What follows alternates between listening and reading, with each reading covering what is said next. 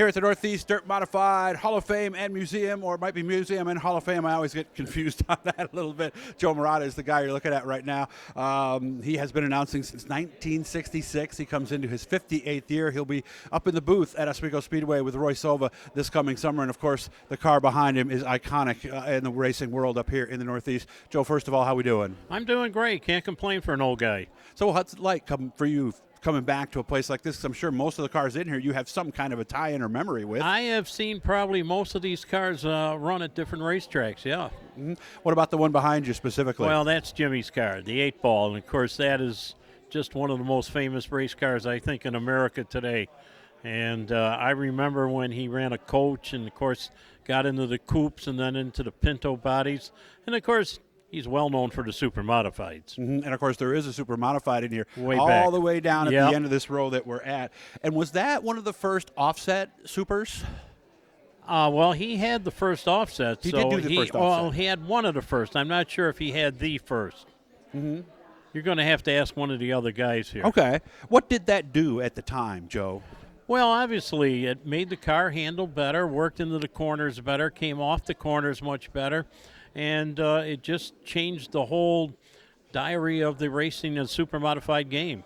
Was it kind of like the rear-engine cars? Was it like, or was it more like the big cars before that, like we'd see at Indy, or was it more the rear-wheel drive or rear-engine cars we saw after? Well, when the rear-engine cars came out, obviously that changed the whole game in that sport as well. And, of course, Jimmy also had a rear-engine super modified, and that kind of got banned, and that's when he went racing elsewhere. Oh, I see. Okay. Now, when would this car have been? Just a guess. I mean, we're talking 50s, early 60s? I would say in the car? 60s. In the 60s. Definitely okay. in the 60s, yeah. Obviously asphalt, because we've got the asphalt tires on it at this point. So as you're getting ready for, how many seasons is this going to be for you at Oswego? Oh, at Oswego?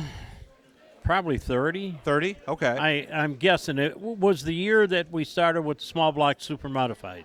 Oh, okay. That was early 90s, I think, wasn't it? Or was it late 80s? I know, I'm taxing your brain here, Doug, Joe. You didn't know that it was going to... Let's see. I was born on June 8th, 1942. Okay. That's it. That's all you know. And you graduated in 1960, there I you go. graduated. So that we do know. And that was high school. What is it about Oswego? Because I've just, last few years, I've been getting a little more into it and meeting the guys and talking about the wings. What is it about Oswego? What's the allure? Oswego, to me, is like the Syracuse Mile used to be. It's like the Indianapolis Motor Speedway. It's different. It just races different, and it's just Oswego. Mm-hmm. It's a breed of its own. Mm-hmm. I've seen super modifieds run at many different speedways around the Northeast, Lancaster, Spencer Speedway, Shangri-La, the original Shangri-La Speedway. But Oswego is different, and to me it's like I said, like Indy. Mm-hmm.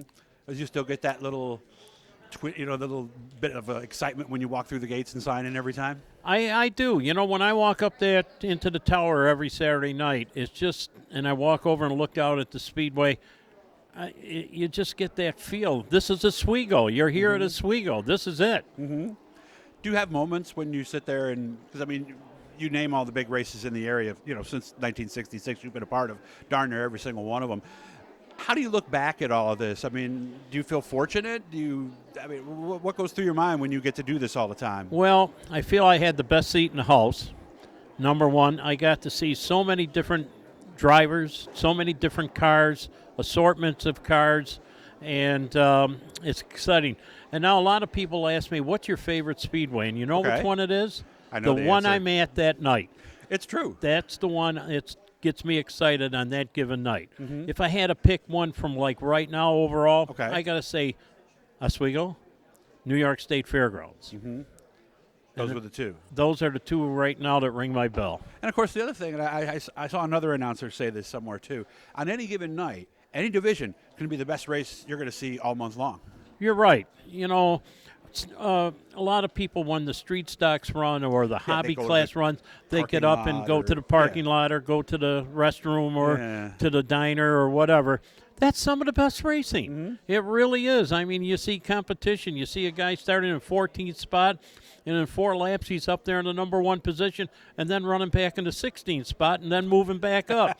So I kind of like the old hobby stocks and things like that. I like the mini stocks too. They always have put on a great show. Yeah. So you know what?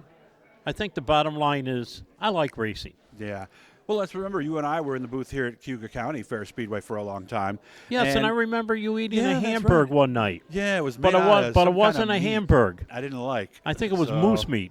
No, actually, it was elk. Remember? Elk meat, 'Cause that's right, okay. because that's why Glenn gave it to me. Yeah. He had a smirk on his face when he handed it to me, so I kind of had a feeling something was up. It was you good, know? but yours ended up in the garbage pail. Well, something about it almost felt like cannibalism, Joe. It just didn't seem right to be eating an elk. So, but I mean, remember the enduros that we used to have, those V8 enduros. A lot of times, those were the best racing you saw all night. Unbelievable. Yeah, there was some great racing in the enduros, and racing is racing. You could be a baseball fan, and I love baseball, and I love football, and I love basketball, but racing is number one.